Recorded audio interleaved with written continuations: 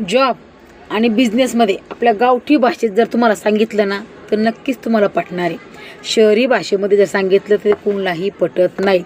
आपण गावची माणसं आहेत ना तर गावठी भाषेतच आपल्याला समजणार की जॉबमध्ये आणि बिझनेसमध्ये बेस्ट ऑफ बेस्ट काय आहे.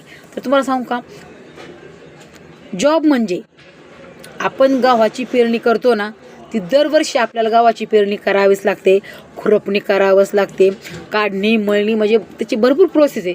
तेवढं केल्याशिवाय गव्हाचा एकही दाणा आपल्या घरामध्ये येत नाही. येतो का? तसंच जॉबचं आहे. तुम्ही कितीही कष्ट करा, कितीही काय करा, त्याने बॉसच मोठा होणार. दरवेळेस तुम्हाला तीच प्रोसेस आहे. 8 घंटे ड्युटी, तेवढाच पगार, एकही वाढवून भेटणार नाही. प्रमोशन तर दूरची बात आहे. पण बिझनेसमध्ये तसं नाही आहे. बिझनेस म्हणजे आंब्याचं झाड आहे. एकदा जर ते झाड लावलं ना, हो यायला त्याला वेळ लागतो, फळ यायला सुद्धा त्याला टाईम लागतो.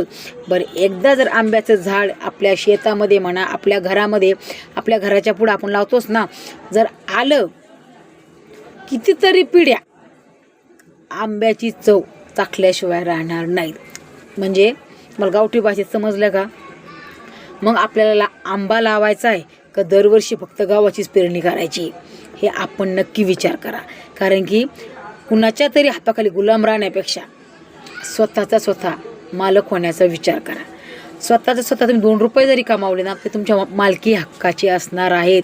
नोकरी म्हणजे नोकरच आहे. म्हणून बिझनेस करायचा विचार करा. भले छोटा मोठा सही, पण बिझनेसचा विचार करा आणि सक्सेसफुल व्हा.